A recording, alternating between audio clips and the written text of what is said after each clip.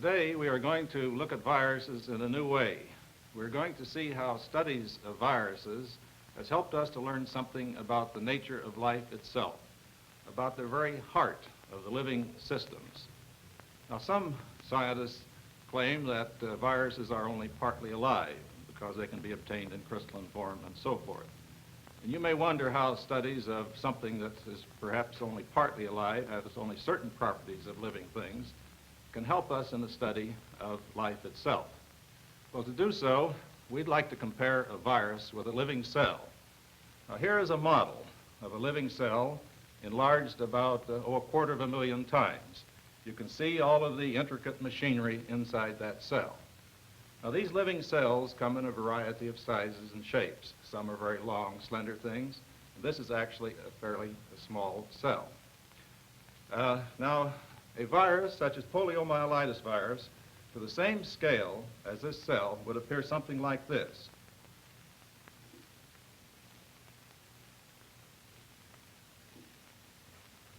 Now, viruses are peculiar in that outside they are inert, but when placed within certain living cells, they can spring into action and multiply many, many hundreds and thousands of folds over. If this virus were placed inside a living cell such as this, it's able to divert all of that machinery that you see in there and make many, many more of these little virus particles. Another peculiarity of viruses is that some of them can be obtained in crystalline form. And if you would slice a crystal of poliomyelitis virus and look at it by means of the electron microscope, this is what you would see. There's another class of viruses, the bacterial viruses. And here on the floor we have a drawing of one of these viruses that attacks germs. And still a third great class of viruses is the plant viruses. Here's a model of tobacco mosaic virus enlarged to about 65 million times. This cell that we just looked at, if enlarged to the same extent, would be about 1/3 of a mile across, and my head would be as large as the Earth. Well, now you may wonder how we can learn about the nature of life through studies on these seemingly only partly alive viruses. Now, this is a question that I'd like to put to my colleague, Dr. C. Arthur Knight, whose research in recent years has focused on certain of these lifelike properties of viruses.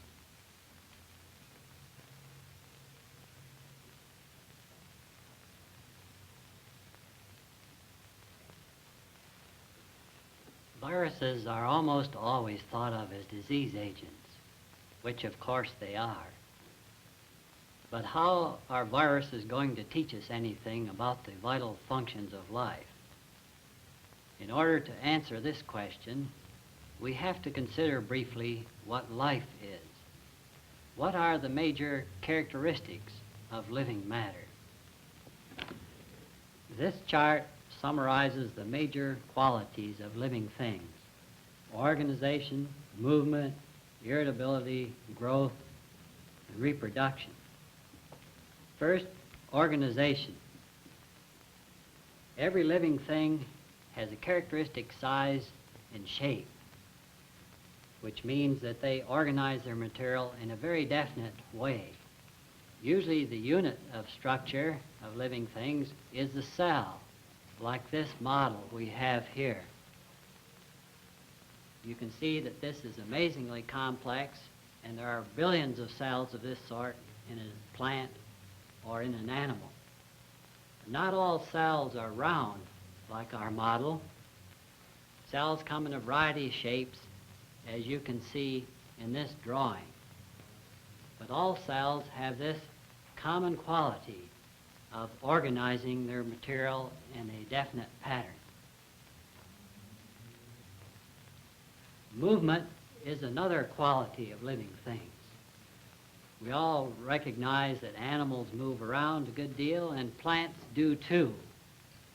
And we can see this if we speed up time. Even a plant in a quiet room will engage in a great deal of movement and activity.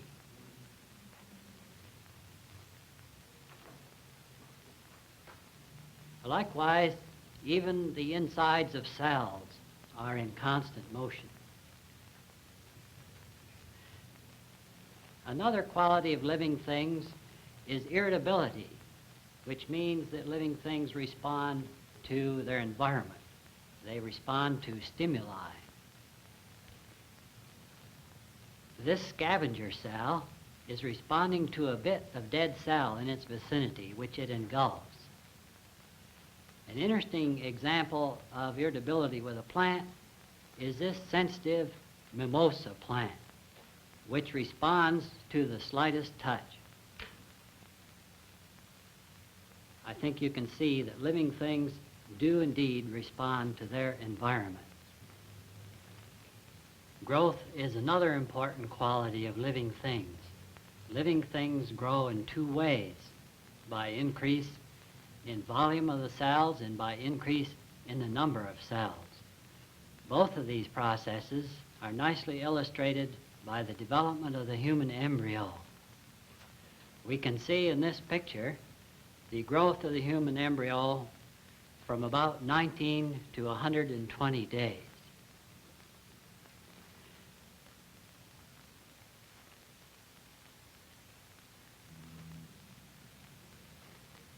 Reproduction is the final and probably the most important quality that living things have.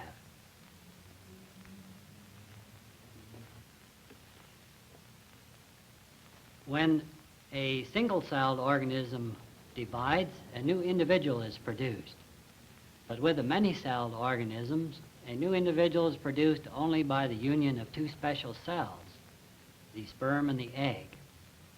The fertilized egg then proceeds to divide, as this picture of a salamander egg shows us, and division continues until a stable form is reached.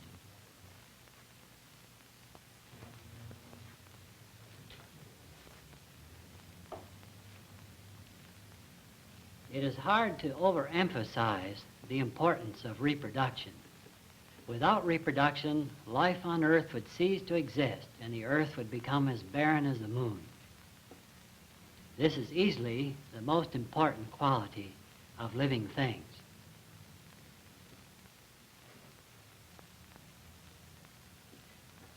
Now we can draw some conclusions. First of all, living things have these qualities that we've listed on our chart. But what about non-living things, and where do viruses fit into the picture? Some non-living things may have some of these first four qualities to a limited degree. A crystal may, for example, grow and have some organization. But non-living things never reproduce. Turning to the viruses, they may also have some of these first four qualities, but they also are able to reproduce. So we see that viruses truly lie in a shadowy region between living and lifeless objects, possessing some of the qualities of both. To understand more clearly how viruses may help us to understand this vital process of reproduction, we need to turn again to the cell and look in more detail to this process.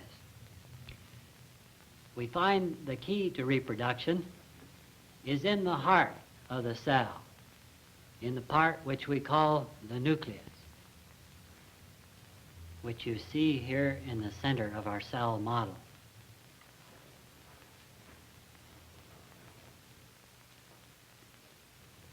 Biologists have discovered some very important bodies, the chromosomes, in the nucleus, and they appear as fuzzy bands in our model. We also have here a model of a single chromosome, as it might look if it were magnified many thousand times. Now, when the cell is about to divide, the chromosomes duplicate themselves, and then as the cell divides, the chromosome pairs are pulled apart, and one set goes to one cell and the other to the other cell, so that each cell ends up with a complete complement of chromosomes which are usually exactly alike. This process of separation of the chromosomes is illustrated in our drawing, which shows the chromosomes as they are pulled apart. Next, let's look at this process as it actually occurs in a living cell. You see again the chromosomes getting arranged in the center of the nucleus, and then the pairs are splitting and chromosomes are being drawn in opposite directions to each of the daughter cells. So finally, the cell has completely divided and we have a complete complement of chromosomes in each of these cells. The beautiful separation of the chromosome pairs which we just saw is tremendously important, for it has been found that the hereditary material of the cell, that is the material which contains the substance controlling the form and function of the whole cell, appears to be contained entirely in the chromosome. If this chromosome then is such a tremendously important body, what else do we know about its nature? First, it has been discovered that the chromosome is made of subunits, such as this. Furthermore, it has been found that the function of the chromosome is often very much related to specific areas of its structure. In other words, whether or not you have brown eyes or blue eyes might depend to a great extent on a particular area in a particular chromosome. We have also found out much about the chemistry of the chromosome, and two main substances have appeared from the chemical analyses of the chromosome. These substances are protein and deoxyribonucleic acid. We are all familiar with protein as it occurs in the form of lean meat. And deoxyribonucleic acid, as the name suggests, means that we have an acid substance found in the nuclei of cells. The deoxyribose is simply a sugar derivative, which is part of this complicated organic molecule. Ribose, lacking one oxygen, is called deoxyribose. The whole thing, deoxyribonucleic acid, is usually abbreviated as simply DNA. Chemists and physicists have also found out much about the structure of DNA, and some of the things they have found are represented in this model which we have here, showing about 1/100th of the chain length of DNA. I think it is clear to you how this molecule is built up of a double strand having a spiral shape. This is about as far as we can go with the chromosomes from the chemical standpoint. And this brings us back then to viruses. A number of years ago, Dr. Stanley and others made the startling discovery that viruses, just like the hereditary material of the cells, consist of protein and nucleic acid. Viruses and chromosomes have another similarity. Both of these things duplicate. We don't know the details of the duplication phenomenon for all viruses, but we know much about the duplication of a certain germ virus. Let's take a look at this process of infection as it occurs with the bacterial germ virus. Here we have the susceptible cell, and then the virus particle is approaching. Soon it becomes attached to the surface of the cell, and shortly the DNA is injected into the cell, leaving an empty protein coat on the outside. For a while, this fibrous strand of nucleic acid exists in the cell, and we have a sort of eclipse period about which little is known.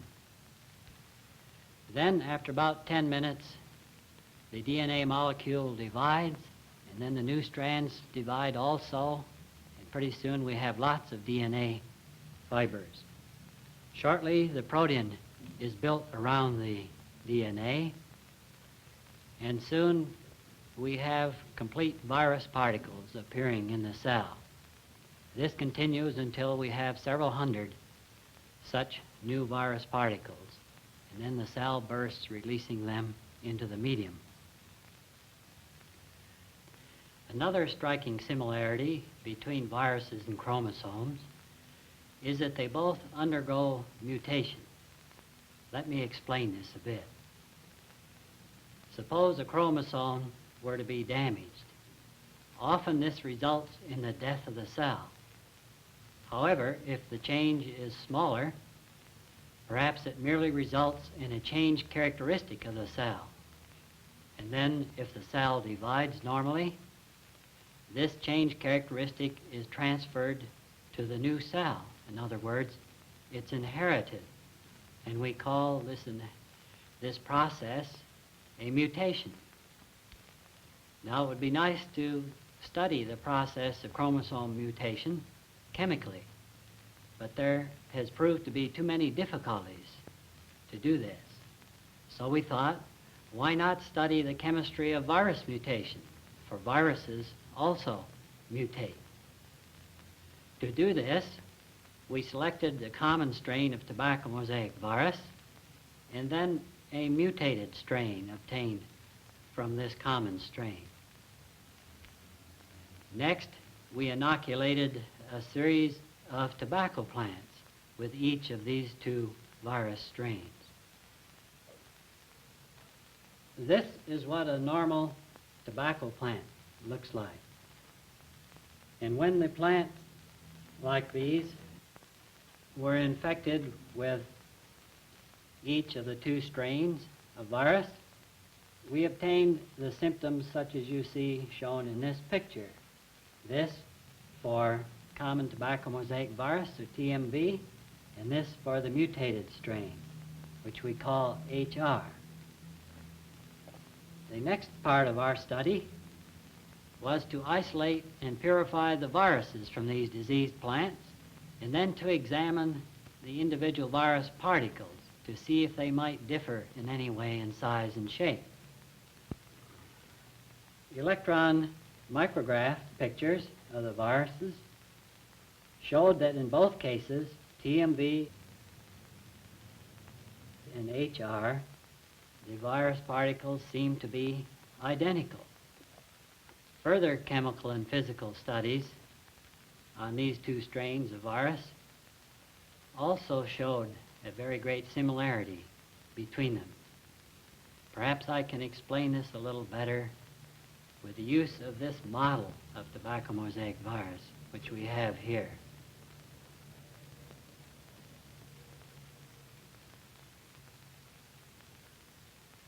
It was found that both TMV and the mutant strain HR had the sort of structure which we see modeled here.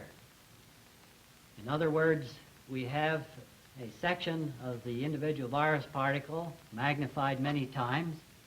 We see many protein subunits, and then within the structure, a single strand of nucleic acid, which in this case is ribonucleic acid, called RNA. This is slightly different from the DNA of chromosomes about which we have been talking. However, some viruses contain RNA and some contain DNA. These are very similar molecules, actually. The next step is to separate the protein from the nucleic acid of the virus, and then to break up the protein into smaller pieces for analysis.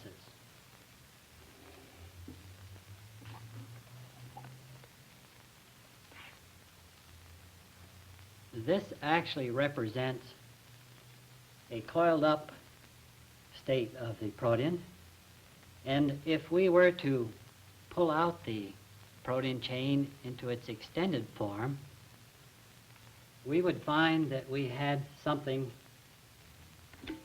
such as represented here in this model of a single protein chain. Although, of course, the whole thing would be very much longer than this. This is simply a small portion of such an extended protein chain.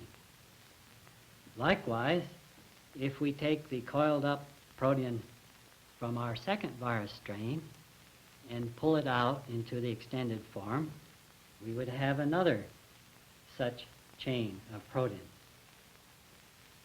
Now, in order to find out if these two protein chains are the same or different, we have to break them up in some way. And this we do by treating them with a digestive enzyme, trypsin, which is found in the digestive tract of human beings. When this is done, the protein chain breaks into fragments in this manner. And likewise, the second chain would break into fragments. If these two protein chains are the same, then obviously we would end up with pieces which are alike. And if they are partly alike and partly different, well, then we will end up with some pieces which are alike, as we have here, and some pieces which are different, such as these two fragments. The next problem is to separate these fragments of protein and to find out whether or not we really do have different pieces or the same or both. This we do by using electricity and a process which we call chromatography. Let me show you how this works.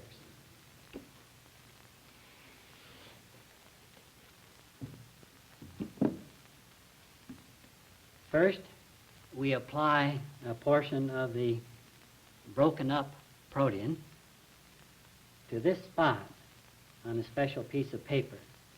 And then we subject the paper to an electric current.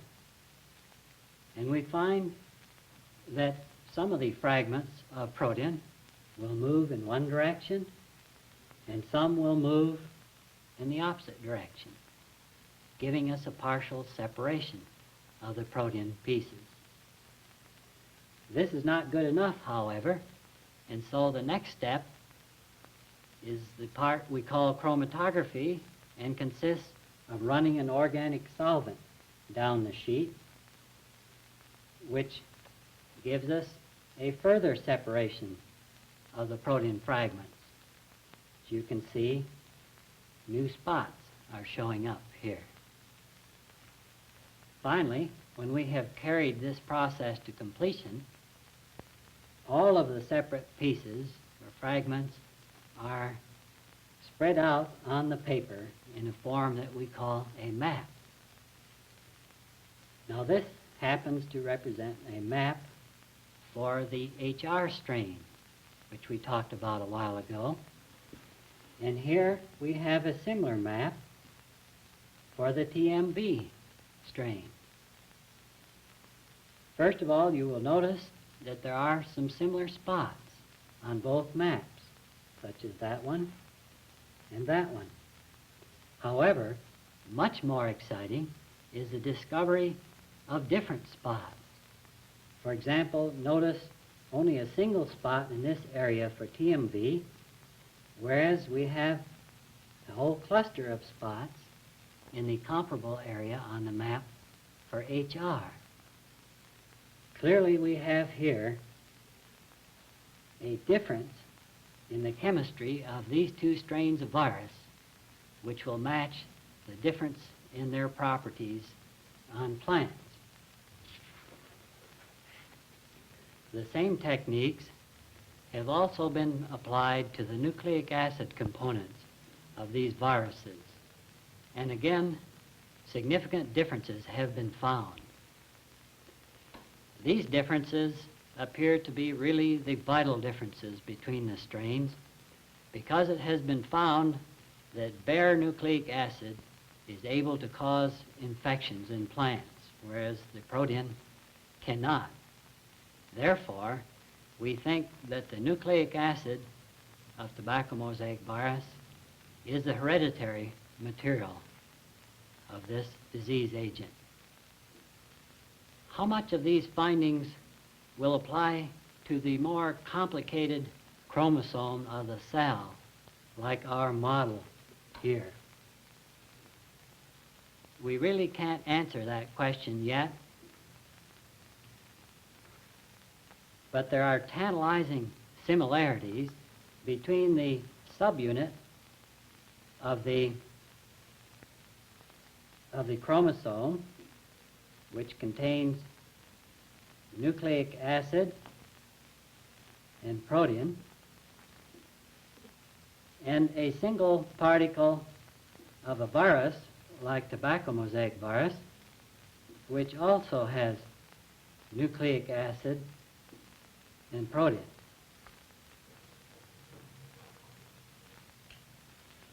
Other similarities between chromosomes and viruses are that both are duplicated exactly and that both mutate.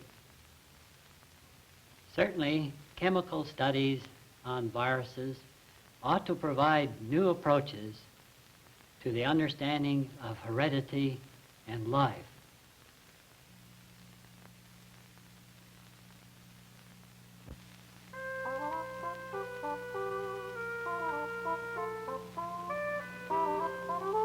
Virus was produced for the National Educational Television and Radio Center by KQED San Francisco in cooperation with the Virus Laboratory of the University of California at Berkeley.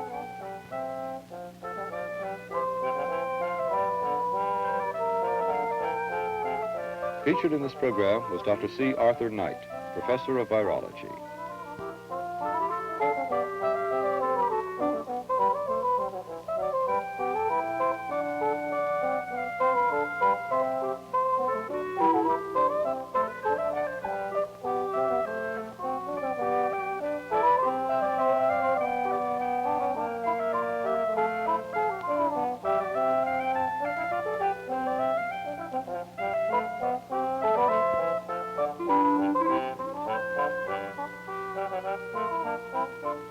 This series was made possible by a grant from the National Science Foundation.